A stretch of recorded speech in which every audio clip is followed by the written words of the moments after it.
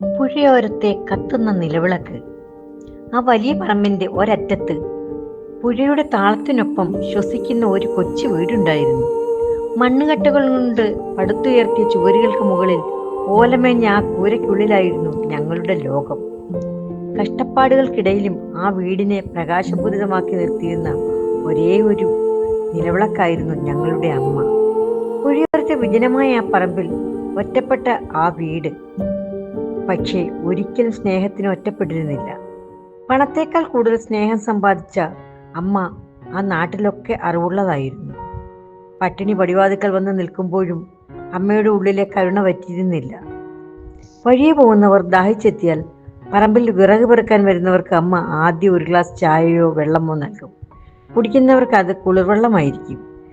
അത് കുടിച്ച് അവരുടെ ഉള്ളൊന്ന് തണുത്താൽ മാത്രമേ അമ്മയ്ക്ക് സന്തോഷമാവുകയുള്ളൂ.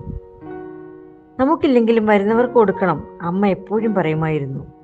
കട്ട കൊണ്ടുള്ള ആ ഓലപ്പുരയിൽ നിന്നും ഒരു ചെറിയ വാർപ്പ് വീടായി മാറിയപ്പോൾ ആ ചുവരുകൾക്ക് അമ്മയുടെ വിയർപ്പിന്റെയും കഠിനാധ്വാനത്തിന്റെയും മണമുണ്ടായിരുന്നു.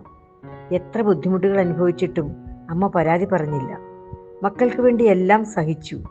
പക്ഷേ ആർക്കും തടയാനാവാത്ത വിധി അമ്മയെ ഞങ്ങളിൽ നിന്ന് കൊണ്ടുപോയി. ഇന്ന് ആ വാർപ്പ് വീടുണ്ട്, ആ പുഴ ഒഴുകുന്നുമുണ്ട്. ഇന്ന് ആ വീട്ടിൽ വരുന്നവർ അമ്മ അവർക്ക് നൽകിയ ചായയുടെയും ദോശയുടെയും കൈപുണ്യത്തിന്റെ സ്നേഹത്തിന്റെ ഓർമ്മകളാണ്.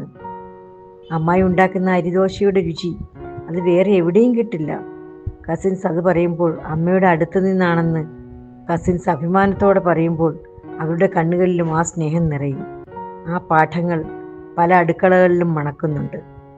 മറ്റുള്ളവർക്ക് നൽകാനുള്ള വലിയ മനസ്സ് കണ്ടുകൊണ്ടാണ് ഞങ്ങൾ വളർന്നത്. എത്ര വലിയ ബുദ്ധിമുട്ടുകൾക്കിടയിലും അമ്മ കാത്തു സൂക്ഷിച്ച ആ പുഞ്ചിരി ഇന്നും ഞങ്ങളുടെ കരുത്താണ്. പുഴയോരത്തെ ആ ഒറ്റപ്പെട്ട വീട് ഇന്ന് അമ്മയുടെ ഓർമ്മകൾ കൊണ്ട് സമ്പന്നമാണ്. അമ്മ നൽകിയ സ്നേഹത്തിന്റെ തണുപ്പ് ഇന്നും ഓർമ്മയുണ്ട്. ആ അമ്മ സ്നേഹത്തിന്റെ പ്രതീകമായിരുന്നു എന്ന് നാട്ടുകാർ ഓരോരുത്തരും പറയുമ്പോൾ ഞങ്ങളുടെ വീടിന്റെ നിലവിളക്ക് ഇന്നും അണയാതെ കത്തുകയാണെന്ന് ഞങ്ങൾ തിരിച്ചറിയുന്നു.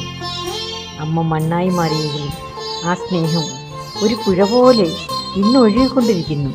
ഞങ്ങളുടെ വീടിന്റെ നിലവിളക്ക് ഇന്നും അണയാതെ കത്തുകയാണെന്ന് ഞങ്ങൾ തിരിച്ചറിയുന്നു.